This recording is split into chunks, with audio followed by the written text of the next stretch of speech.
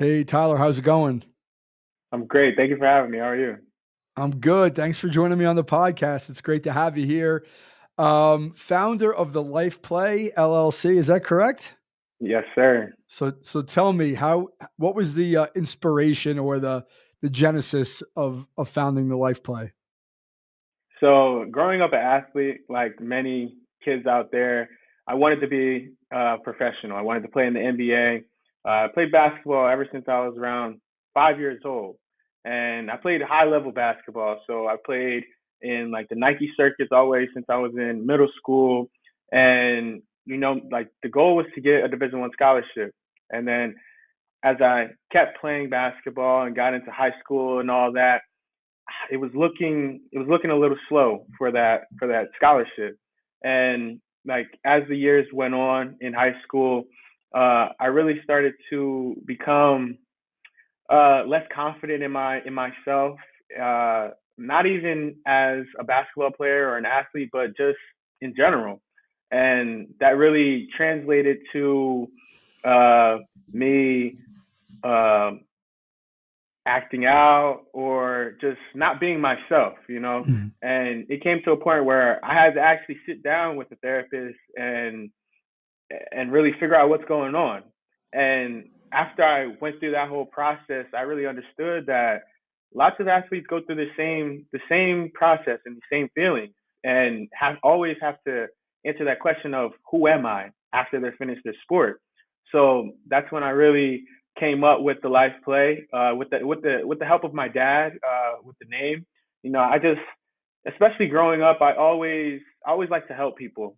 And once I had to figure out who I was, I had to figure out what I was going to be studying in college because regardless, I came from a nice family. I was still going to be able to go to college and have a nice career. So once I thought through all that, I'm like, I think a therapist would be nice because, like I said, I like to help people. So then that's when the life play came about, and I just want to help as many people first, and then athletes as well in just the process of life. So at what point or how old were you when you started to kind of have those feelings or started to sort of question the future?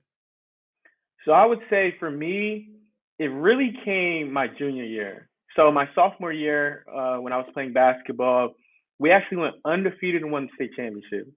So that year, I played pretty well, um, and I would say going into that summer actually, when I wasn't playing on like the Nike circuit anymore, and teams weren't really calling my name or calling my number to have me on their team. That's when I really started to form these feelings of like inadequacy and feeling like I could be better. And then that led into my junior year season, where I only played about half of the season, and I was dealing with injuries and dealing with my coach, lots of different things. And during my junior year was definitely one of the hardest years of my life, and that's when I really started to transition into a different way of thinking. Okay. And so the different way of thinking, was that as a result of working with a therapist, or was that sort of just a shift in your thinking on your own? So I'll say the therapist definitely helped me work through that and form that different those different thought patterns because before I went to therapy, I I was just thinking like without basketball, what am I going to do with my life?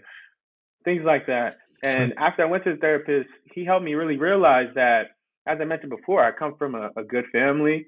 We're financially stable, so that without basketball, I would be fine. And also, what really helped me, the therapist talked about, is he told me to list like all the things that I'm good at, and I started going through it. Like I'm creative, I'm I'm smart, I'm a hard worker, all these things. And then I'm really thinking like, without basketball, I'm going to do perfectly fine.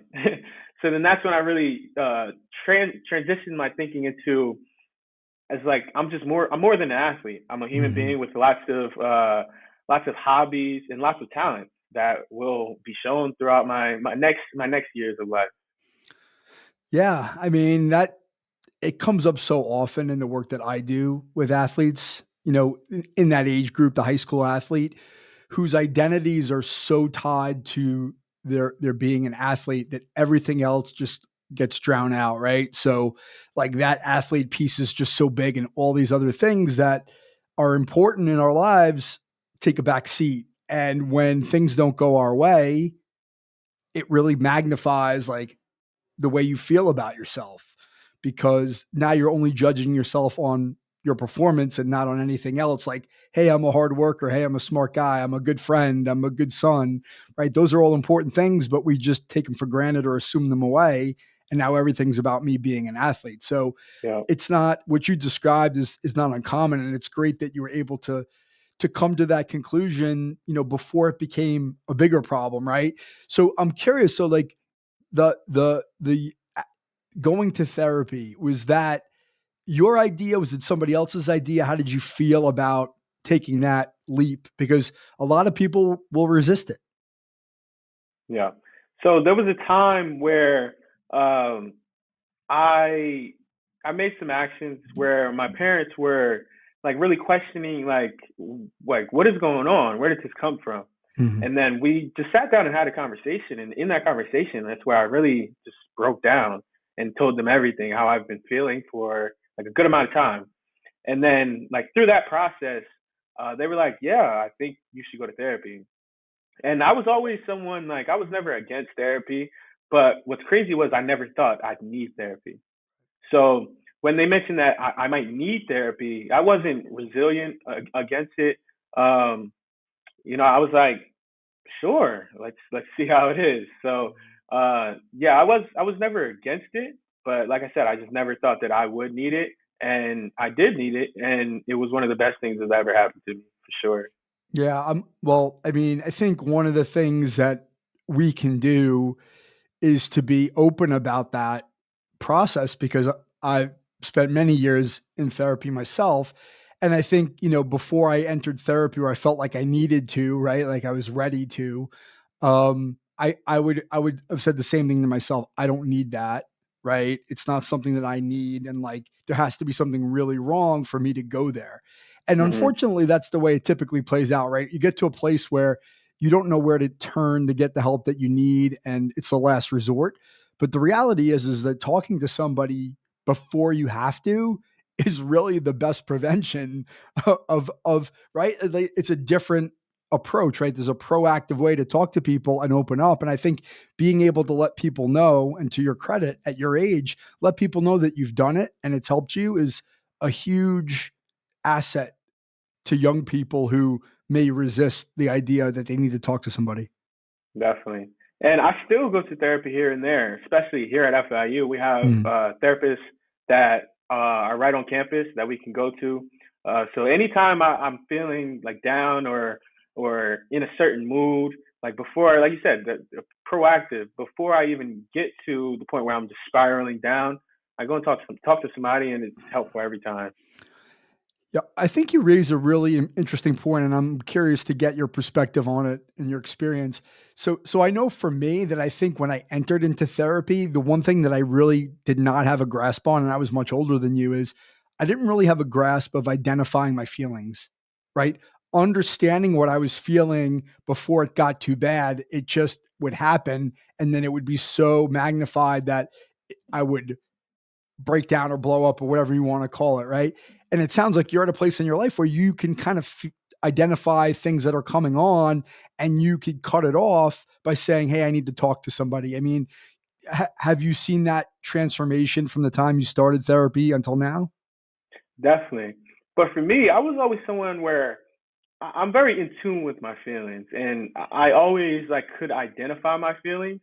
But for me, it was really how do I manage those feelings? Mhm. Because I always knew those feelings were there, but it was like, who do I talk to about these feelings? Because maybe I didn't trust people, things like that. So Sure. it was like going to therapy really helped me figure out ways of managing those feelings and forming different, like I said before, different thought processes and just forming like positive thinking. Because Mhm. lots of times you can have negative thinking, negative feelings, and know it's negative, but then not know where to go from there.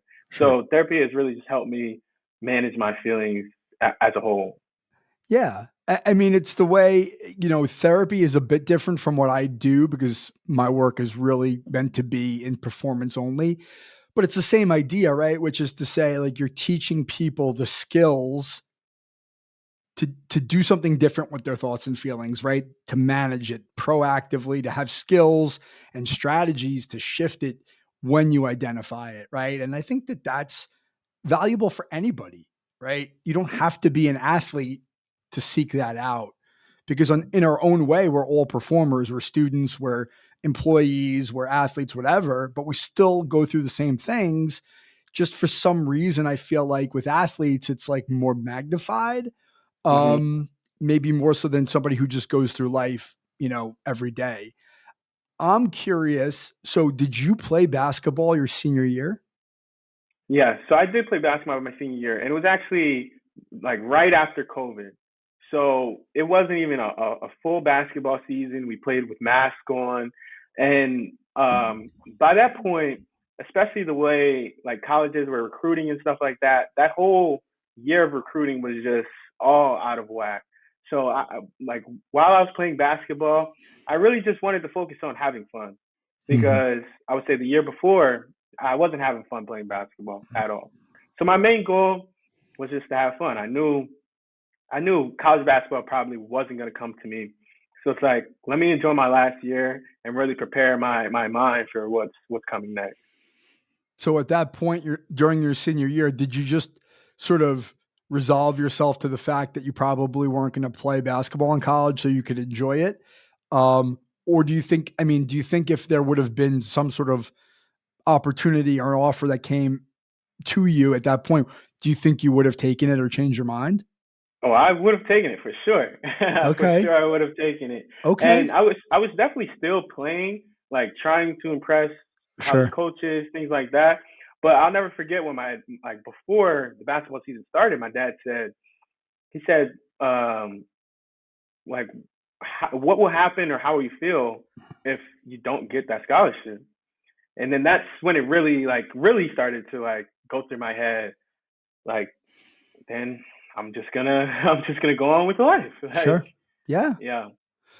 Yeah. But I think it's important, right? Because I think what you've just sort of illustrated is there was an acceptance on your part that it wasn't in your control completely, and that if it were to happen, great, right? I would have been happy, but I'm also resigned to the fact that, hey, if this doesn't happen, I'll accept it and I'll move on to something else, which I think is where the biggest hang up happens for young athletes because they've invested so much in the process of athletics up until that point. And for many athletes, the ultimate goal and result is that they want is a scholarship. They want an offer and they want to commit to a school and they want to, know that their effort paid off. And then when it doesn't happen, it creates an anxiety. Or as they get closer to the end of their senior year, there's this clock ticking. It comes up a lot.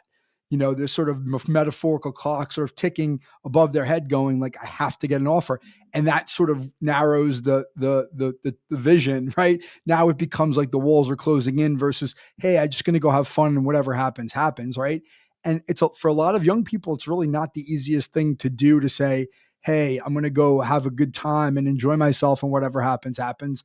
I think you're probably the exception and not the rule. And it sounds like therapy and your sort of support of your family and your own work that you've done allowed you to do that. So that's a credit to you. I appreciate that. Yeah, I would definitely say I have to give credit to the therapist and my parents for sure. Because me and my parents, we definitely had some hard talks Sure. where it's this is what it is, like this is reality, and you either accept reality or you stay depressed and stay sad over something that at this point you have not much control over. Mhm. Yeah. I mean, credit to your parents. I mean, I'm a parent and I know, I know how much parents want their children to be happy and to get the things that they want, but probably the most important part of our job is to help our children face challenges, right? Like help them work through that. And listen, not every parent is equipped to do that in a constructive way. And it sounds like your parents were very supportive, but also very, direct. about what they thought your options were. And I think that that's a great thing, because clearly you've moved past it into this next phase of your life where you've started a business around, mental health, for athletes. You've moving on to, bigger and better things, and hoping to go on and get an advanced degree in psychology and sports psychology. So can you talk about that? Can you talk about your goals for the future? So my goals for the future, right now, I'm finishing up my undergrad. I have about a year left, and I should be graduating May 2024. And after that, I should be starting graduate school for the professional counseling in psychology Mhm. at Florida International University, starting um, May or fall 2024. Okay. And then that's about 2 years. And then after that, I want to go into the PhD program for sports psychology. So yeah, Excellent. I definitely have big goals, and no matter if it was basketball or whatever it is, I've always been somebody who had big goals. Yeah. It's interesting because it's actually been coming up a lot in these conversations I have on the podcast. The idea that this is like a hypothesis that I've been forming over some time, that athletes, former athletes, really find their way to entrepreneurship because it's a very similar experience, right? There's this sort of unknown goal down the road when you start a business, and I can relate because I'm going through it right now. There's this unknown goal, but you're going towards it full steam ahead with really no net in a lot of cases, right? You're just doing it. You're putting in the investment and the effort and the time because it means something to you, and you're doing it for, a purpose. And if it turns into something bigger, that's great. But if it doesn't, that's okay. I'm going to keep working towards it. And I think athletes really gravitate toward that. But I think we live in a world where, you know, maybe the next step for a lot of people is I'm going to go get a job and I'm going to make money. And that, a lot of time, I can speak from my own experience, like that experience was great, but it was also very limiting. And I think this entrepreneurship path for athletes is such an important thing because it really does allow them to feel that energy and purpose and, mission that they had as an athlete, and now translating it into something that really means something to them, which it sounds like that's exactly what you're going through. Definitely. And something for me is in the basketball world, there's lots of factors that you can't really control, especially when you're on a team and you have a coach and other teammates, things like that. Mhm. And just that feeling of like not being able to control every variable, that can bring lots of anxiety to people and definitely brings like anxiety to me. So my thing with like owning my own business is like whatever I it's like the work I put in is most of the time the work that I'll get out. So it's not like I will be relying on somebody higher than me or something like that. I will be it's on me. And I kind of like that because if it's up to me, I will put in the work. I will put in whatever I need to do to make things happen. But yes, I'm still going to have to collaborate with other people and rely on others, but for the most part, I feel like I'm in a lot more control than I would say I have been in the past. Yeah, I can relate to that. And I want to come back to that, but I did want to ask you a question before I forget. So, what was it like when you left, when you graduated high school and you go to college and you're no longer a basketball player? Like, what was it like that first year of college when you were sort of without sport? Like, it's the best way I could ask it. I felt free. I felt Wow. like Okay. I felt like I could be anything that I want. It's like at this point I could choose. Because coming from New Jersey and I went to high school in Pennsylvania, like the people in that area, they knew me as a basketball player. My family, they knew me as a basketball player. But as I've moved down to Miami for college, people don't know me as a basketball player. So now I can create my own legacy and create my new brand to the people that are around me. And that was so freeing and I love that. And I had a great time. Yeah, I didn't even really have to adjust to be honest because I was always someone like I I like to have fun. I'm a big personality outside of my sport in general. So it wasn't really hard for me. It was kind of nice. Yeah. You still play any ball? I definitely still play basketball. I actually played about 4 games at the rec gym yesterday. Was sore and everything after, but I still love it. That's great. Yeah, I think that's important, and I think that's something that gets overlooked, which is to say, there's a bigger purpose a lot of times with sport that we don't really think about, but like that ability to stay active and healthy and competitive as you get older is really an important part of mental health. I can speak from my own experience, right?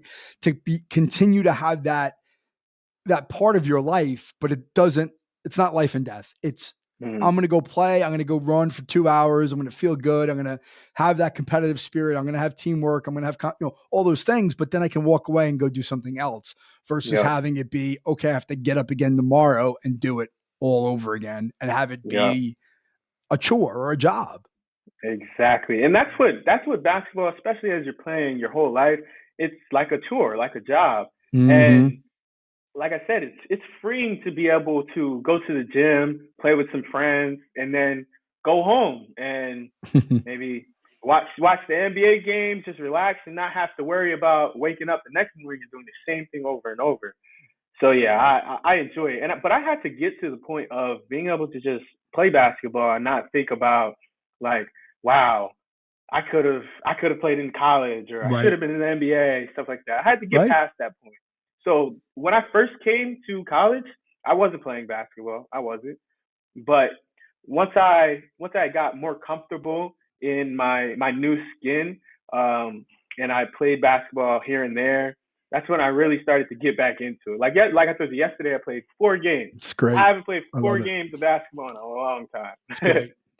It's great. I mean, I love that. I think it's really, really important, and I think it's something you can continue to do into adulthood, and it doesn't go away. That same feeling will be with you. I think if you continue to do it, regardless of whether or not it means something or not. So can you talk about some of the work that you're doing? I mean, obviously, I'm familiar because I mean, just like a lot of things nowadays, you find people on social media and you follow what they're doing, and I've followed your work, and I think it's great, so can you just talk about like what the Life Play is doing? What's happening out there? So right now in the beginning stages of the life play, we're mostly on all the social medias, Instagram, Twitter, YouTube. And at this point, like I just want to open up the conversation around mental health, specifically mental health in sports. So right now we have a podcast where we bring on athletes.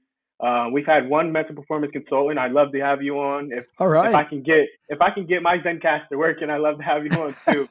But yeah, right now we have the podcast just to open up the conversation Yeah. and allow the conversation to be um, not as not a scary conversation, Yeah. but just reality, and also to take that negative stigma away from mental health. That's the Yeah. main goal right now. As I don't have the private practice isn't running yet. I'm just in the beginning stages, and my whole thing is just to open up that conversation because it's so beneficial, and especially when I repost things on my own personal Instagram, things like that, and like regular people see it, not even athletes or anything. It takes away that anxiety of talking about these real life feelings and these real life situations that people have, but don't want to really talk about it. So Yeah. yeah, I just want to. There's a saying, you know, you can shove things down people's throats, Mhm. and it's like the more people see things, the less it negatively, well, the less they have a negative picture of it. Yeah. Yeah. So Absolutely. it's like saying you're shoving it down their throat. That might sound pretty bad, but like that's pretty much what you're doing. It's like the more people see things, the more they get used to it. So that's all I'm doing. And I think so, this is probably going to sound a bit self-serving as somebody who's actually in the process of recording a podcast, but I find that the podcast format is a really great way to bring out those stories where it's not like, hey, I'm posting a one-way video clip or I'm posting up a graphic and I'm telling you my opinion about something. It's a conversation between two people, one of whom is telling their story about this is what I went through, right? And to me, that's the most powerful form of learning. And what I would say to you, as somebody who's much your senior, having the benefit of doing this podcast and going through this exercise is really going to inform your work in private practice down the road. It does for me now in real time, where I go and I talk to people. They're giving me a totally different perspective in a lot of different areas, whether it's a coach, an athlete, a mental performance expert, a parenting coach, whoever. I'm learning from them rather than just relying on the books, right? Like Mm-hmm. textbooks and research articles, which is all the things I look at too, because that's part of my practice, right? I have to know the evidence. I have to know what's out there. I need to know that there is a theory behind something that I'm positing, but at the same time, there needs to be a story component to it. And you're doing that already, right? And I think it's huge because now you're bringing on people to talk about themselves, and it's not, hey, I think you should do this. It's, hey, tell me about what you did, right? It's from a Definitely. place of action rather than a place of sort of prescription. See, and that's the interesting thing about life. Everybody has a story. No matter what walk of life you came from, every single person has a story. Like I bring on college athletes who have probably been the best in their sport from their hometowns, and when they get to college, they're probably still one of the best. But people only see the athlete. They don't see the actual person behind the athlete. So when I bring them into my podcast, sit down and have that conversation, I really want to show the human being in these Mm-hmm. people Yes. because that gets overlooked as an athlete. And it's like once people are finished playing their sport or finished practice, they go home and they're a regular human being just like everyone else. Yeah. So that actually raises a really interesting point or an interesting topic from me, and I'm going to look for your perspective here on this, because I think one of the things that I see in my work with athletes is that coaches are looking at their players as athletes first and people second. Now, I'm not Hmm. saying that's universal because I don't think that's true, but I think that ends up being the source of a lot of anxiety and identity crises, because it's like they're not seeing me for all that I am. All they care about is the way that I perform on the court. I mean, as somebody who's not that far removed from sport, you're a pretty young guy. Like, what's your thought on that? Well, me personally, like that was my experience in high school. I felt as though I was just looked at as an athlete, and people liking me was based on how well I did on the basketball court, things like Mm-hmm. that. And then my junior year, when I wasn't playing that good, I was dealing with injuries. I felt as though people didn't care about me anymore. Right. And it's like that with so many people. I had JC Hinton, who's a swimmer at the University of Miami, on my podcast, and she talked about how she feels like she's just like a mascot of the school, and everybody's just looking at her times, things like that. I also had a soccer player named Matthias Lavano, and he was talking about the differences between soccer in America and back where he's from in France. He said in America, everything is just based on your performance, and less on even how much you get better, things like that. It's just once it's time to play, you better perform.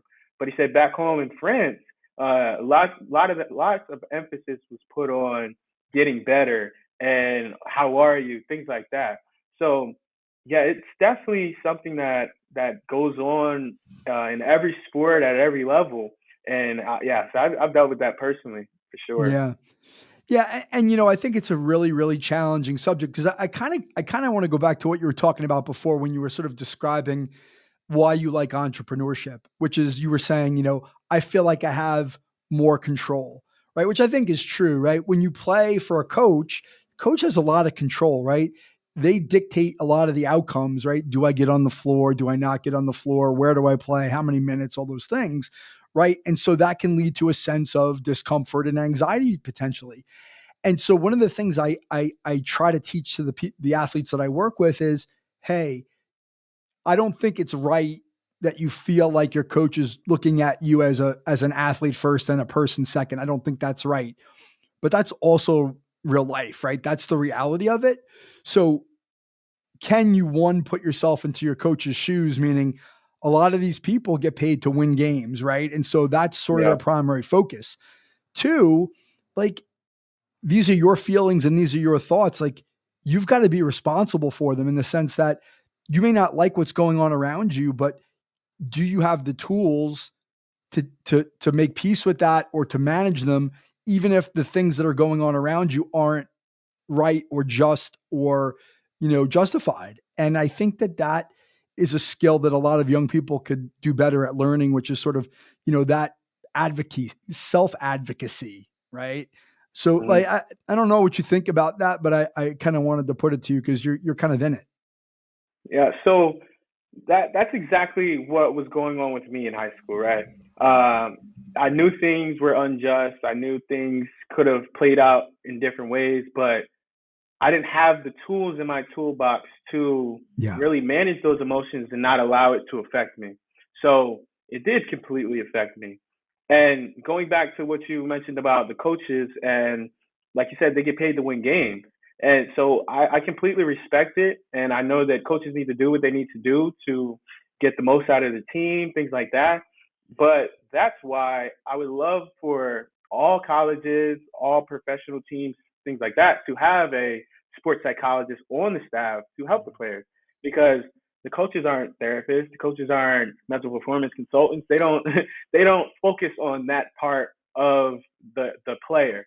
So that's Mhm. why I feel like it's definitely important. And I was just speaking about this on my podcast. I'd love for my company to consult with teams and teams and organizations and have a sports psychologist on the staff of Mhm. these teams to really help the players, because it'll be beneficial for the players and the team as a whole. Yeah, I think it's changing. I think it depends on the sport, but I do think it's changing. I mean, I do think it's still underserved. Actually, I think it's underserved at the college level, even more so than at the pro level. I think a lot of these colleges that are really, really high uh, profile, high budget, Power Five programs have three, four, 500 student athletes, many of whom are on scholarship, many of whom are now making money, many of whom are, under extreme pressure, and they have one sports psychology professional Yep. for 500 Yep. kids. And it's like, there's just this lack of resource.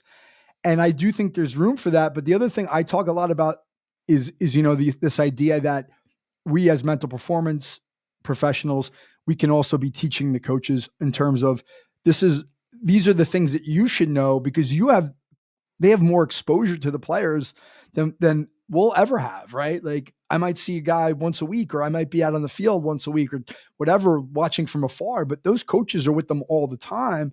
Do they understand what you know you know proper motivation is? Do they understand how to ask good questions? Do they understand all these different nuances of what makes a person tick, so that they're not necessarily expert, but they can identify or they can manage, and then they can refer back to people like us. And I think it's just going to continue to evolve. And I think the work, what's encouraging for me, and this is my second career, my second, I started in sports psychology in my 40s.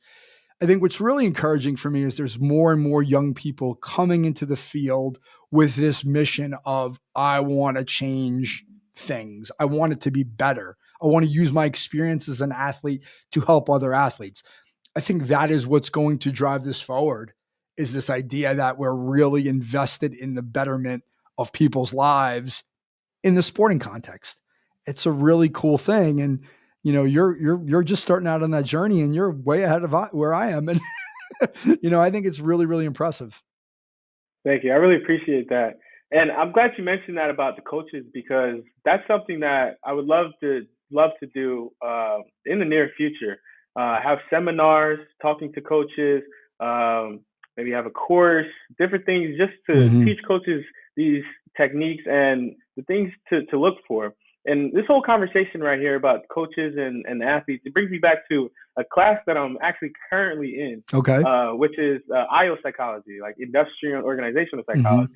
where it's like you can use the industrial psychology part of it and look at your players as workers and just try to get them to like do the best work and do the most work, but that neglects the organizational psychology part of it, where these people aren't robots. These people have feelings. These people have Hmm. families. These people have life outside of work, outside of their sport. So you need to incorporate both sides of that. You can't just neglect the human being and just expect people to be motivated to do more work or to be better. Yeah, I think motivation is the one subject, the one topic where we could get a lot of bang for our buck in terms of educating not only coaches, but parents as well. And what I mean by that is if they understand that the most effective forms of motivation are are intrinsic, but we can create the conditions for that intrinsic motivation. Now we could start to change the way we behave towards people so that we're getting the most out of them, but we're doing it in a way where they feel good about themselves, right? Like it was their idea and that they feel like Hmm. they're contributing versus this external motivation of like, well, if you do all these things and we hang this carrot, you're going to go get it, which is ultimately going to lead to burnout if they don't get it, right? Like I'm oversimplifying. Hmm. But I think teaching people about what proper motivation looks like theoretically and then in practice is really a way that we can get a lot of value in terms of educating the people who are responsible for developing young athletes, young professionals, whatever, because it's going to make those people feel good, but they're also going to want to do more to help the organization. Definitely, and that reminds me of when I was in high school, where I had coaches that wanted me to do certain things or play a certain way, and it's like, what is actually motivating me to do that? Mm-hmm. The way you speak to me, your connotation, your Mm-hmm. verbiage, that doesn't motivate me. That completely demotivates me. Correct. So it's like, how can you expect me to want to do certain things when there's nothing motivating about our dialogue at all? Yeah. And I think that, and that's a great example. And that's exactly my point, which is to say, what ends up happening, I think, a lot is coaches coach the way they were coached, right? And they think, well, if this worked on me, it's going to work on Tyler or Mike. And that's not true. And we have information now to impart to them to educate them to say, no, if you do it a different way, you're going to get more out of that person. I think what makes them uncomfortable is it takes back some of the control because now when you create the conditions for intrinsic motivation, you've got to sort of step back and let that person figure it out, which means you might not get the result that you want as quickly as possible. So it's easier for me to just go in there and try to fix something or yell at them or whatever to get what I want quicker, but you're creating more problems for the long term. And I think a lot of coaches struggle with that investment in the person. If I invest in the person, yeah, maybe I don't get the results I want right away, but by the end of a season, I'm going to get everything that I want because now they trust me and they've let me figure it Exactly. out and we have a relationship. And like it's so complex and it's a subject that I love talking about, but I don't want to go down the rabbit hole too much because we only have a few more minutes. But like I just think it's so important. And it's interesting to see it from different perspectives. Generationally, you and I are very different ages.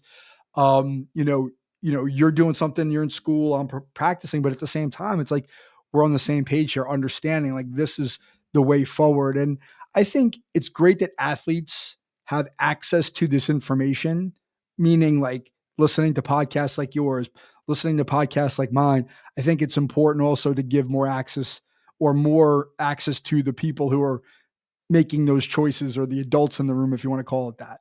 So, hopefully we're doing that work. We're doing that work together. Um, I uh, think we are for sure, Go ahead. and that's the great thing about social media. Social media has lots of garbage, lots of negative components to it, but social media also has podcasts like ours Hmm. and lots of information for you to just learn about yourself, learn about sports psychology, just learn about Hmm. lots of beneficial things to your life. And without social media, like back in the day, that's why it was so hard to talk about these things, because the people like us who actually like knew how beneficial like your mental well-being is and things like that, we didn't have that big of a platform to express ourselves and teach other people these things. So yeah, that's why I love social media, especially YouTube, and it just keeps getting bigger and better. Yeah. I like that. I mean, I think it, and I agree, right? Because it's such a big part of my business. I mean, you have to be in that, you have to play in that space. But I think you make a really good point. And I think social media gets a bad rap from a lot of people because I think they just think it to be a cesspool where people are just throwing stuff out there. But if you are really, really intentional about wanting to learn and to be informed, you can find really good information and good resources out there, but you have to be intentional about it. And I think for us as content creators, as much as professionals, I think if we continue to put out good content, it may not be found overnight, but eventually someone will get to it and say, hey, this is really, really valuable. And I think if you're mission driven, which I know you are, then that's really all you can ask for is people who are interested in what you're doing and find it valuable and really want to know more and be a part of it, which is something that it seems like you're creating. So I give you all the credit in the world for that. Thank you. I really appreciate that every time. Every time I Yeah. appreciate hearing that because hearing you say that and just people supporting Yeah. like my movement and your movement in general, it motivates me to keep going. Hmm. It motivates Absolutely. me to go even harder. Um, and going back to what you just said about I forgot the point that I was just about to make.